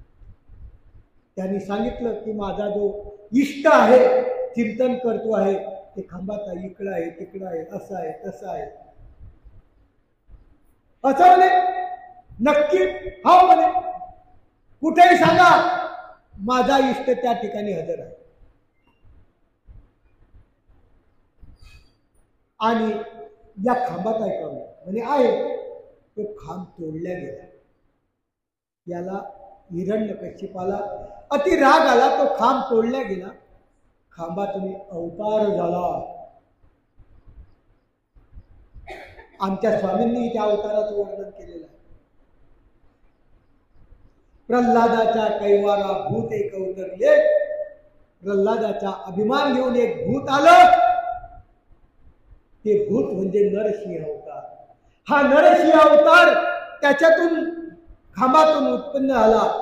कारण या हिरण्यकश्यपाला असं होतं की हा माणसाच्या हातून मरणार नाही, देवतेच्या हातून मरणार नाही, जमीनवर मरणार नाही, आकाशात मरणार नाही, असा असलेला हा हिरण्यकश्यप आणि एकदम खांबातून नरसिंह अवतार झाला. अर्ध नराचं धड, अर्ध सिंहाचं धड असा नरसिंह अवतार त्या खांबातून निघाला. आणि खांबातून निघाल्यानंतर या हिरण्यकश्यपाला त्यांनी हातावर घेतलं. आता जमीनवर मारायचं नाही, आकाशात मारायचं नाही. कुठं मारलं? दरवाजाच्या उंबरवट्यावर बसला तो आणि त्या उंबरवट्यावर धरून त्या हिरण्यकश्यपाची छाती काय केली? फाडून. हा विचार सहस्र अर्जुनाला सांगितला गेलेला आहे. त्याच्यासाठी हे कथा. हा विचार सहस्र अर्जुनाला सांगितला गेला आहे की अरे बाबा, असे जे अविचारी लोक वागतात, असे जे अविचाराने कल्पना करून या जगात चालतात, असे जे वाईट कर्माने जातात, या लोकांचा अंत असा होत असतो. ही कथा निव्वळ सहस्र अर्जुनाला सांगण्यासाठी त्या कवीनी, त्या ऋषीनी त्या सहस्र अर्जुनाला सांगितली की बाबा, आता तरी तू तो परशुरामाच्या युद्धाचा नाद सोडून दे. काय वाईट होतं? काय वाईट होतं? परंतु दुर्मती इतकी वाईट, इतके विचार आपले अंतःकरणात गंदे वाईट आहे, इतके कर्म आपण इतके बाहेर जोडले वाईट आहे की ज्याच्यामध्ये आपल्याला काही सरस वाटत नाही, काही रस वाटत नाही. अशा माध्यमातून आपण वावरत गेलो तर सहस्र अर्जुनासारखे होणार. आणि त्या ठिकाणी हिरण्यकश्यपाचा अंत झाला. अंत झाल्यानंतर त्या प्रल्हादाला त्या देवतेने पुष्पवर्षाव केला आणि देवतेने त्याला आपलं फळ दिलं. असं एकनिष्ठ चिंतन केलं आणि चिंतन केल्याने प्रल्हादाला फळ झालं आणि त्या हिरण्यकशिपाचा अंत झाला. ही कथा, अशा प्रकारची कथा ऋषी त्या याला सांगताय. कोणाला सांगताय? सहस्रार्जुनाला सांगताय की बाबा ही कथा ऐक. या कथेच्या माध्यमातून आपल्याला अनेक प्रकारचे असुर लोक आहेत, त्या असुर लोकांचा वध झालेला आहे. तू अभ्यास कर याचा, तू युद्धाला बळी पडू नको. आणि असं वधलेलं असलेला त्या ठिकाणी तो ऋषी त्याला सांगतो आहे. परंतु अंतरी आम्हा मानिजे राजसुत युद्ध दुरिता काय काज तोची विष्णू अपर सारम रेणुकाच्या उदरी मनोरम अभ्यासीला कैवल्य आम मागा कर्म केले दया प्रत्यक्ष राया शब्द करणी लिंग जावे पाणी बांधून राज्य करी प्रताप मेळे तरी हानी प्राणी. अशा माध्यमातून सत्यवचन देवल्य ऋषी म्हणतो. ज्या ऋषीच्या माध्यमातून एक बाल क्रीडा ग्रंथ तयार झाला, त्यांनी जर विनंती केली नसती तर आपले महाराज या ठिकाणी आले नसते. त्या विनंतीला मान देऊन माहूर गावात वास्तव्य करून संपूर्ण महाराष्ट्रात वावरणारा हा दत्तात्रय महाराज, या दत्तात्रय महाराज ज्या कथा चालू असताना तो देवल्य म्हणतो सत्यवचन ऐका. एवढी ज्या कथा सांगतोय ना, या सर्व सत्य आहे. अन्यथा ज्ञान नाही. आपल्याला जीवनात अन्यथा ज्ञान येणार नाही. आपल्याला एकही कथा अन्यथा ज्ञानाची नाही. म्हणून आपण लक्षात करा की आपण परमेश्वर भक्तीमध्ये रममान व्हा. परमेश्वर भक्तीमध्ये आपण विधियुक्त व्हा.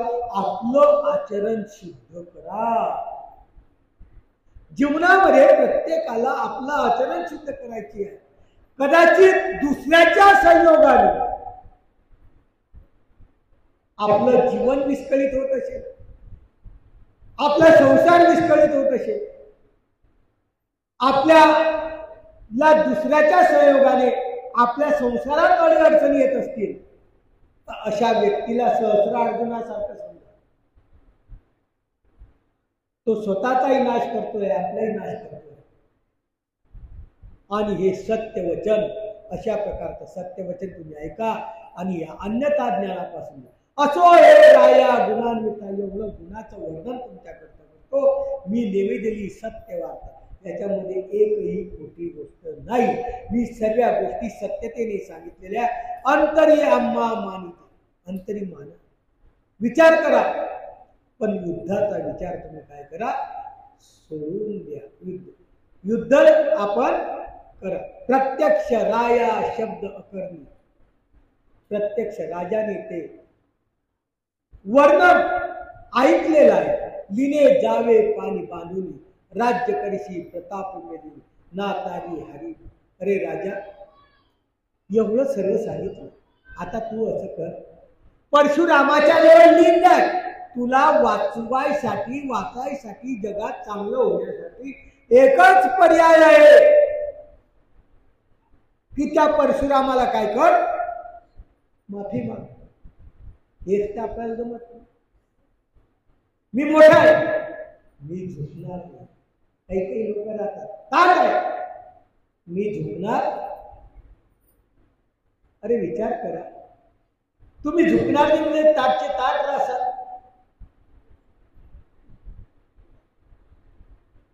तुमच्या जीवनात काय? माईम भट्टासारखा माणूस स्वामींच्या सन्निधानी आला. अतिशय दाट माणूस, अतिशय गर्विष्ठ माणूस, अतिशय अहंकारी माणूस, अतिशय विद्वान माणूस.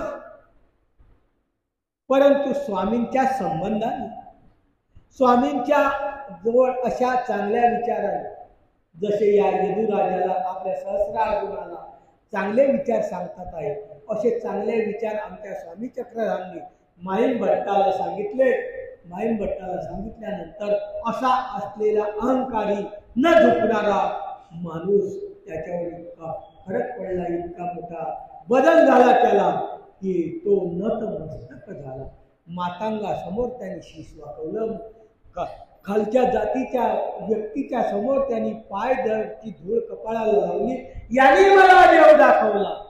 असं हे ज्ञानाचं प्रतीक आहे माणसाला.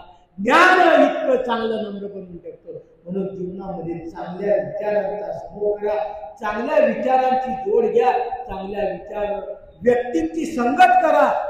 तेव्हाच आपल्याला जीवनात चांगलं प्राप्त झाल्याशिवाय राहणार नाही. म्हणून सहस्र अर्जुनाला ते म्हणतात की बाबा लीन जावे राज्य करीशी प्रताप मेदनी ना तरी हानी. खरोखर तू राज्य चांगलं करशील, तुला कोणत्याच प्रकारचे विघ्न येणार नाही. नाही तर तुला प्राणाला मुकावं लागेल. हो, तुझा मृत्यू अटल आहे, तू प्राणाला मुकून जाशील. सहस्र अर्जुन त्या ऋषी राजाला काय म्हणतो,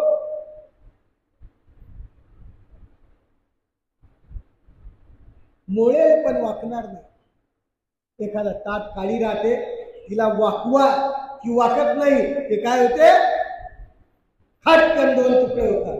अशी व्यक्ती आहेत समाजात, अशी लोक आज समाजात आहे. आमच्याही संपर्कात असे बरेच लोक आहेत. मी झुकणार नाही, मोडून जाईल पण झुकणार नाही. अशा पद्धतीच्या सहस्र अर्जुनाच्या विचाराचे लोक आज या जगात आहे, धरतीत आहेत. तुम्हाला वाटत असेल माझं प्रवचन 1000 लोक ऐकतात बाय, तुम्हीच ऐकतात असं काही नाही. 1000 लोकांपर्यंत हा संदेश जातो. आणि त्या सहस्र अर्जुनाला तो काय म्हणतो, त्या ऋषीला, मी शरण नव्हे करणी पूजा, काही झालं तर मी शरण जाणार. माझ्या स्वभावातच नाही, शरण जाणार नाही. जरी येता हरिहराच्या फौजा तरी सहजा पच. कितीही मोठे सैन्य हो, कितीही मोठे योद्धे हो माझ्या समोर, तरी सहज प्रसिद्ध. सर्वाला सहज येत. दुर्योधनालाही हाच आत्मविश्वास.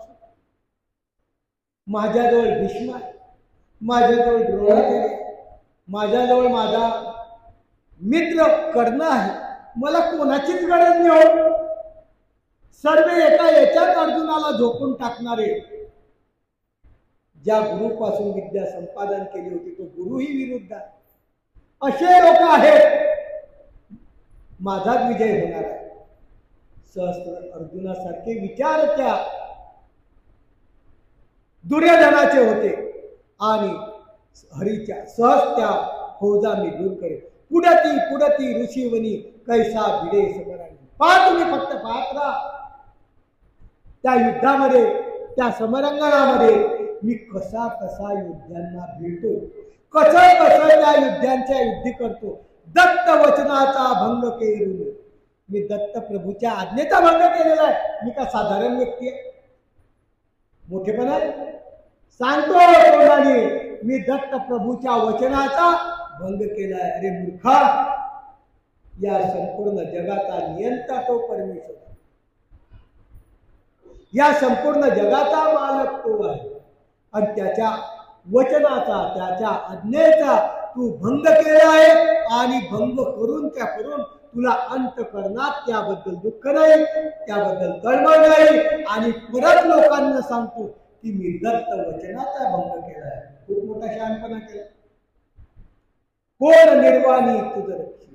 तेव्हा तो ऋषी म्हणतो, अरे दत्तात्रय प्रभू बाबाची आज्ञा भंग करणं ही साधी गोष्ट. आजही दत्तात्रय प्रभू बाबांनी जे आपल्याला दिलं ते जर आपण व्यवस्थित वापर केला नाही तर तुम्ही त्या दत्तात्रय प्रभूची आज्ञा भंग करताय. तुम्हाला ती परत जिथल्या तिथं आणून ठेवल्याशिवाय राहणार नाही. जसं सहस्र अर्जुनाला केलं. आणि त्या सहस्र अर्जुनाला दत्त वचनाचा भंग केला. कोण निर्वाणी तुझं. अरे तू प्रभूची आज्ञा भंग केली, प्रभूला दुखावलं, तुझं कोण रक्षण करेल? या जगात रक्षण करणारा तर पाहिजे. जगाचा नियंताच तू दुखवला. की पांगुळवधी मेरू शिखर. एखाद्या लंगड्याला सांगितलं की जाय शिखर चढू दे, चढता येईल का? पायच नाही त्याला. आता तुम्ही म्हणसाल नाही बा, लिफ्ट लावलं की पण लिफ्टही परमेश्वराने बनवलेलं आहे.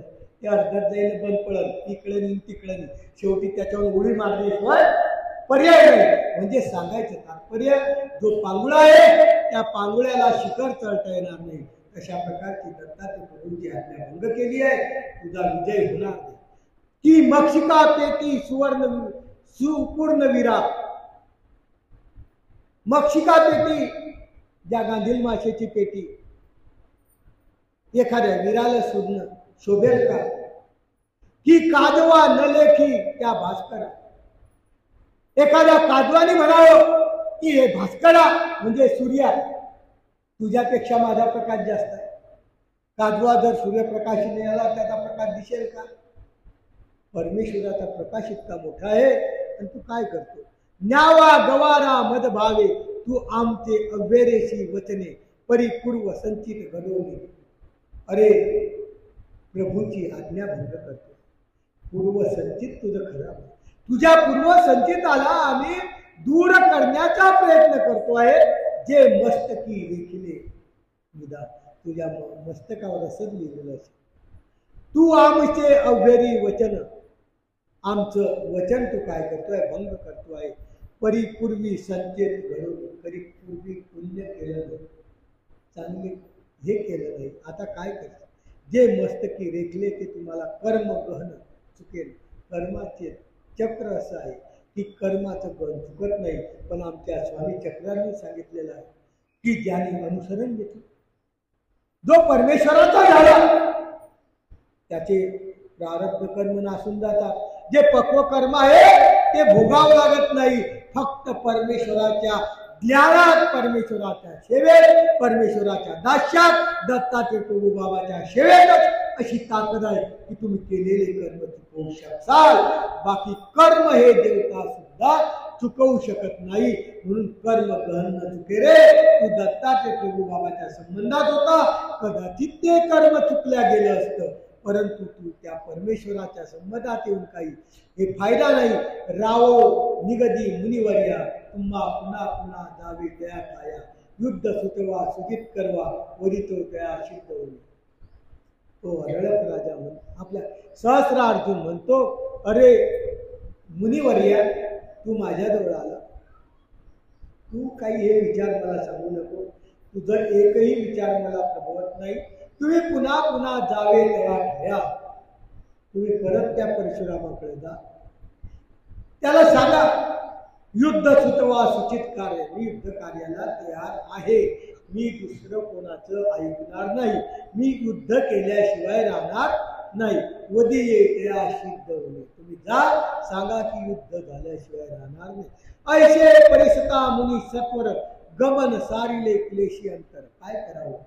त्या ऋषीने हात जोडले, जाय म्हणे तुझं बांधतो. अंतकरणात क्लेश आला आणि परशुरामाच्या समोर गेला. परशुराम मारलेला होता. परशुरामाचं त्या ऋषीचं परशुरामाने ऐकलेलं होतं, परंतु सहस्रार्जुनाने न ऐकलं. वेगी पातला भार्गवा समोर, परशुरामाच्या समोर उभा राहिला आणि विचार लागला. सर्वी कथा, मागची झालेली कथा सांगितलेली. भार्गव म्हणे ते कडू निंब फळ मूळ. कसा आहे? भार्गव म्हणतो त्या ऋषीला, तो जो सहस्रार्जुन आहे ना, कडू लिंबाचं मूळ आहे. एखादं लिंबाचं झाड आहे, त्याच्या पानापासून तर मुळापर्यंत काय राहते? कडू राहते. गोड होतात नाही का? नाही होतात नाही गोड. परमेश्वराची कृपा पाहिजे. कडुलिंब असलं मुळासकट तरी परमेश्वरामध्ये इतकं सामर्थ्य आहे की ते गोड करू शकतात, पण तुमची तेवढी लायकी नाही. याचा कडुलिंबाप्रमाणे अधिकार होता. कडुलिंबाप्रमाणे यांनी जोडलेलं होतं. परंतु एक चरित्र सांगणार आहे. नवगावचं स्वामी चक्रालयाचा नवगावला मुक्काम आहे, आणि नवगावला मुक्काम असताना काय झालं? एक लिंबाचं झाड होतं आणि भक्तिजन बसलेले आहेत. एका बाईनी लिंबाचं दम तोडली, खाल्ली, आणि ते कशी लागली लिंबाचे पानं? कडूच लागणार का गोड लागले तुम्हाला कधी? कळून लागलं. जिजी म्हणे लिंबाची पानं कडू आहे म्हणे.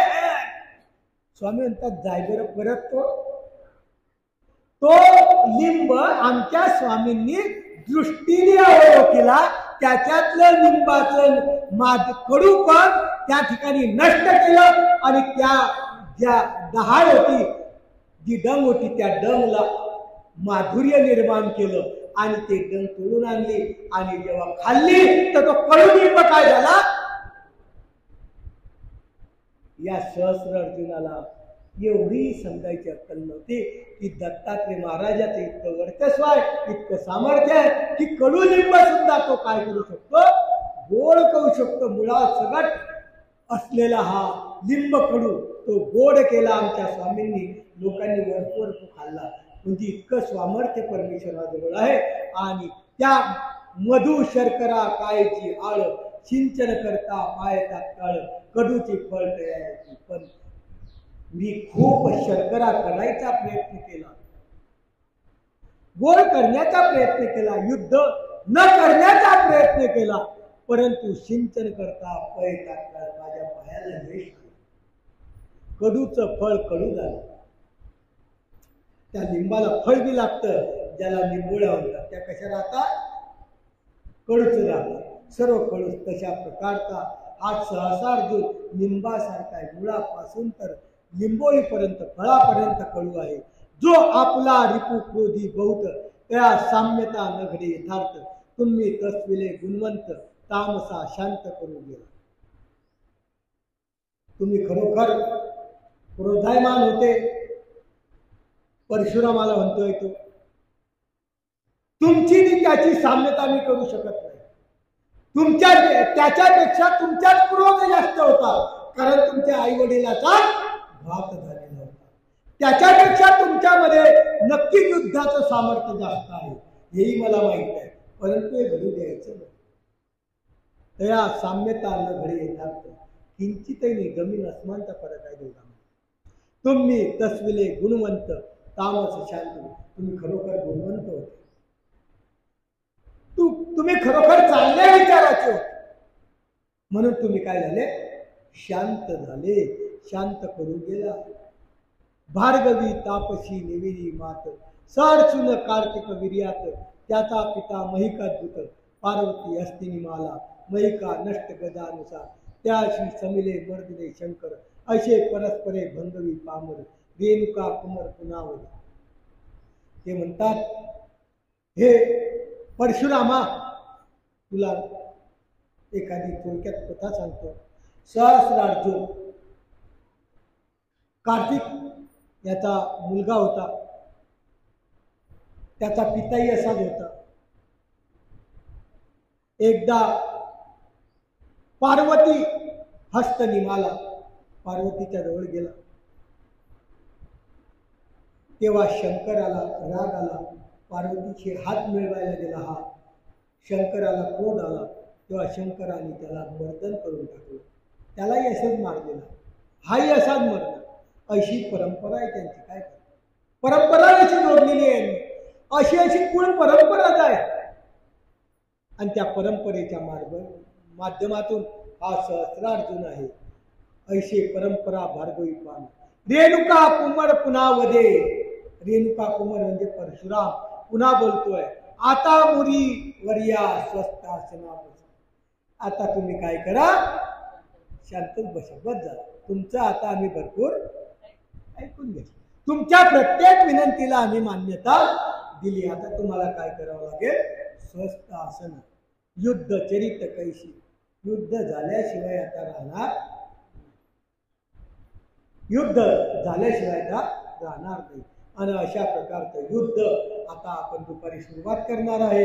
त्यामुळं आपण सहस्रार्जुनासारखे विचाराचे असले तर ते विचारा सोडून द्या आणि चांगले विचार अंतःकरणात धरा. ते आपलंही जे कडूमय जीवन आहे, लिंबासारखं जीवन आहे, ते माधुर्य झाल्याशिवाय राहणार नाही असं समजू नका.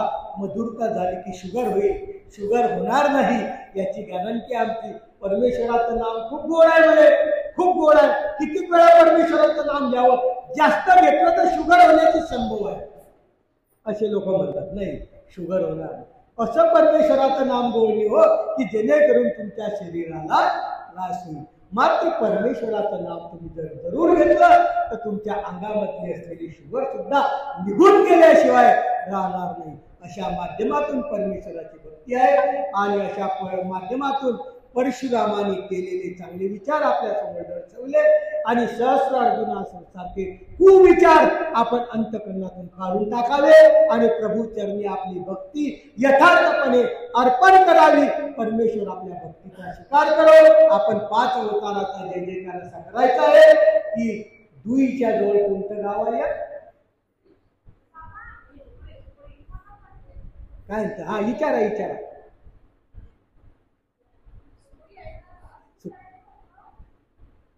जवळ पुढे ना बाई, कारण कसा आवाज नाही, माझा आवाज येतो माई काय म्हणून.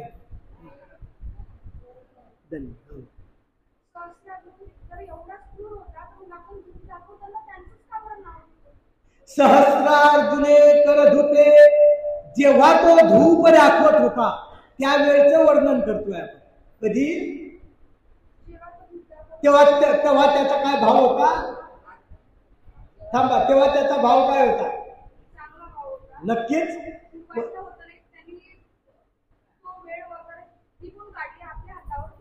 हा, म्हणजे इतका चांगला होता ना.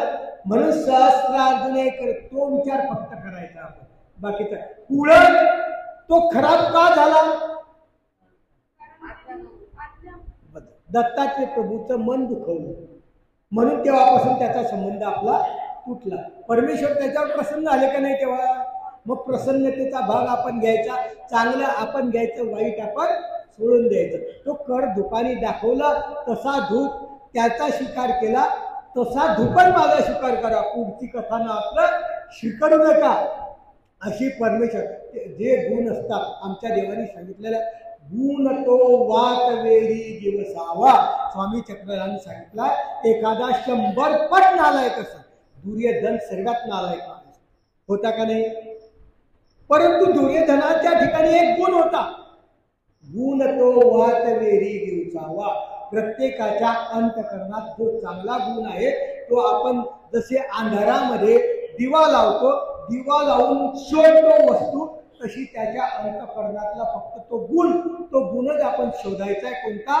की धूप दाखवी सहस्रार्जुन, की दुमक्या हातावर दुपटलं नाही मिळालं तरी धूप दाखवला, असा त्याचा चांगला अधिकार त्यांनी हाताने वायभार केला. तो नंतर तो अप्रयत्न केला, परमेश्वराला त्याने दुखावलं. परमेश्वराने सांगितलं होतं का दुखाव? परमेश्वराने त्याला आज्ञा केली होती ना. आज्ञेचा भंग केला तेव्हापासून तो परमेश्वराचा नाही, तो आपला नाही, म्हणून तेवढं दूध दाखवायचं होतं. आपण त्याचं नाव घ्यायचं. हा,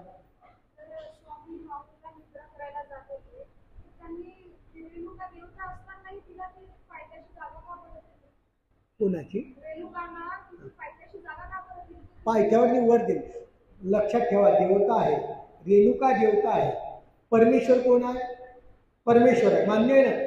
परमेश्वराच्या सेविका 81 कोटी 1,15,10 देवता आहे, मान्य आहे? ह्या 10 देवतेमध्ये रेणुका आहे. हा, मग परमेश्वर जीवाचा स्वामी आहे का? देवतेचा स्वामी आहे. मग परमेश्वराला देवतेला मान द्यावा लागेल का नाही? आता जसं नवमी येणार उद्या, नवमीला स्वामी चक्रधर जालन्याला असताना देवता गावात गेल्या आणि परमेश्वराला विनंती केली, बाबा आमचा भोग भोगण्याचा दिवस आहे, तुम्ही बाहेर जा. मग परमेश्वर तर परमेश्वरच होते, मला बाहेर पाठवते का? नाही. परमेश्वराने सांगितलं की त्याही माझ्या सेविका आहे, लोक त्यांचाही भोग भोगतात, म्हणून आम्ही काय करू, आम्ही बाहेर जाऊ, त्यांना भोग भोगू द्या, आमच्या समोर त्या भोग भोगणार नाही. तसं दत्तात्रय प्रभू बाबाच्या रेणुका सुद्धा सेविकाच होते. आपण परदेवतेची भक्ती करत नाही, पण देवता या परमेश्वराच्या सेविका आहे. देवतेला सुद्धा जीवाकडेही पाहणं आहे, देवतेकडेही पाहणं आहे, सगळ्याचा समान व्यवहार करणं आहे. म्हणून परमेश्वर त्याचा भोग भोगण्यासाठी देवतेच्या तिथं प्रतिष्ठापना केली. पायाशीनी कडावर आहे, समजलं का बाई? जी रेणुका स्थापन केली ना, ही टेकडीवर केली, आणि त्या टेकडीपासून दत्तात्रय प्रभू बाबाची जी देवदेवेश्वरी आहे ते कमीत कमी 8 किलोमीटर.